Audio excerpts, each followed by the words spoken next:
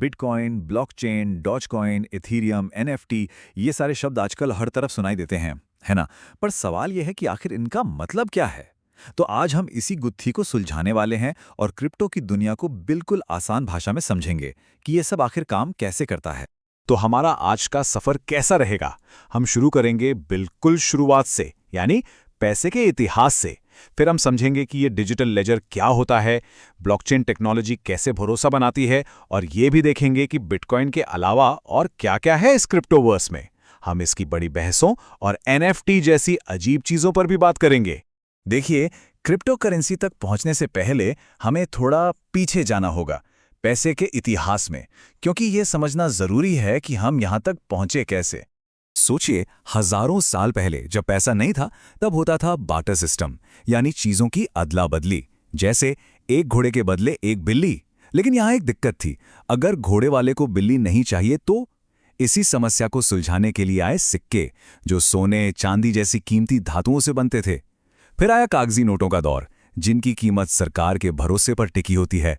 और आज हम ज्यादातर डिजिटल मनी इस्तेमाल करते हैं, जो असल में और कुछ नहीं, बस बैंकों के कंप्यूटर में दर्ज नंबर हैं। तो क्या क्रिप्टो करेंसी इसी कहानी का अगला यानी 5वां पड़ाव है? तो पैसे के इस सफर को समझने के बाद अब सीधे मुद्दे पर आते हैं। क्रिप्टो करेंसी आखिर ये भला है क्या? सबसे पहली और सबसे जरूरी बात, क्रिप्टो करेंसी पूरी तरह से यानी 100% वर्चुअल है। इसका मतलब है कोई सोना, चांदी या कागज का नोट नहीं। बिटकॉइन का लोगो भले ही एक सिक्के जैसा दिखता हो, लेकिन असल में कोई फिजिकल सिक्का नहीं है। ये बस डिजिटल संपत्ति का एक जगह से दूसरी जगह जाना है। ठीक वैसे ही जैसे डिजिटल मनी, जो बस एक स्प्रेडशीट पर एंट्रीज हैं। अच्छा, तो इसे ट्रैक कैसे किया जाता है? देखिए, हमारे जो पारंपरिक बैंक हैं, वे सब अपनी अपनी अलग प्राइवेट डायरी या स्प्रेडशीट रखते हैं। लेकिन क्रिप्टो में ऐसा नहीं है। यहां सिर्फ एक बहुत बड़ी पब्लिक स्प्रेडशीट होती है, जिसे लेजर कहते हैं। और उस करेंसी से होने वाला हर एक ट्रांजैक्शन उसी एक लेजर में दर्ज होता है। और यहीं पर आता है इसका सबसे दिलचस्प कॉन्सेप्ट, डिसेंट्रलाइजेशन, यानी विकेंद्रीकरण। ये जो विशाल लेजर है, ये किसी एक बैंक या कंपनी के सर्वर पर नहीं रखा है, बल्कि इसकी हजारों लाखों कॉपीज दुनिया भर में फैले उन कंप्यूटरों पर मौजूद है जो इस नेटवर्क का हिस्सा हैं। इन्हें माइनर्स भी कहते हैं। यही चीज इस सिस्टम को सबसे अलग और शक्तिशाली बनाती है। अब सवाल ये उठता है कि ये जो विकेंद्रीकृत लेजर है, ये भरोसेमंद और सुरक्षित कैसे है? और यहीं पर एंट्री होती है उस टेक्नोलॉजी की जिसका नाम है ब्लॉकचेन। ये सवाल दिमाग में आना लाजमी है ना? कि भाई, अगर बही खाते की कॉपी सबके पास है, तो कोई भी उसमें हेरफेर कर सकता है। तो फिर ये सुरक्षित कैसे हुआ? सिस्टम कैसे पक्का करता है कि सब कुछ सही है? आगे बढ़ने से पहले एक चीज बिल्कुल साफ कर लेते हैं, क्योंकि इसमें अक्सर लोग कंफ्यूज हो जाते हैं। ब्लॉकचेन और बिटकॉइन एक ही चीज नहीं है। ब्लॉकचेन तो वो टेक्नोलॉजी है, वो सुरक्षित लेजर है, जिसे बिटकॉइन जैसी कई क्रिप्टो करेंसी इस्तेमाल करती हैं। तो ये लेजर या स्प्रेडशीट ब्लॉक्स में बंटा होता है। हर ब्लॉक में 3 मुख्य चीजें होती हैं। पहला, लेन देन का डेटा, मतलब किसने किसको पैसे भेजे। दूसरा, एक हैश, जिससे एक यूनिक डिजिटल फिंगरप्रिंट समझिए। और तीसरा, अपने से ठीक पहले वाले ब्लॉक का हैश। और यही तीसरी चीज इन सभी ब्लॉक्स को एक मजबूत चेन में जोड़ती है। और यही छुपा है इसका पूरा सिक्योरिटी मैजिक। अगर कोई पुराने ब्लॉक में जरा सा भी बदलाव करने की कोशिश करे, जैसे कि अमाउंट बदल दे, तो उस ब्लॉक का डिजिटल फिंगरप्रिंट यानी हैश तुरंत बदल जाएगा। और क्योंकि अगला ब्लॉक पुराने हैश से जुड़ा था, वो लिंक टूट जाएगा और उसके बाद की पूरी चेन ही अमान्य हो जाएगी। जरा सोच कर देखिए, इसका मतलब क्या है? किसी को बिटकॉइन ब्लॉकचेन में धोखाधड़ी करने के लिए सिर्फ एक ब्लॉक नहीं, बल्कि उसके बाद की पूरी चेन को बदलना होगा। और ये सब उसे दुनिया भर में फैले 5 लाख से ज्यादा कंप्यूटरों पर एक ही समय में करना होगा जो इसे लगभग नामुमकिन बना देता है। ठीक है, तो टेक्नोलॉजी तो समझ आ गई, पर क्रिप्टो की दुनिया सिर्फ बिटकॉइन तक ही सीमित नहीं है। चलिए जरा इससे आगे बढ़कर देखते हैं।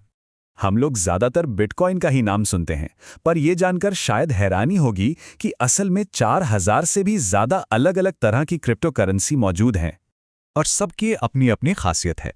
जैसे इथेरियम है, जो बिटकॉइन से कई तेजी से ट्रांजैक्शन कर सकता है। कार्डानो को टेक्नोलॉजी के लिहाज से बहुत एडवांस्ड माना जाता है। और फिर डोजकॉइन भी है, जो एक मजाक के तौर पे शुरू हुआ था, पर इसने सच में कुछ लोगों को करोड़पति बना दिया।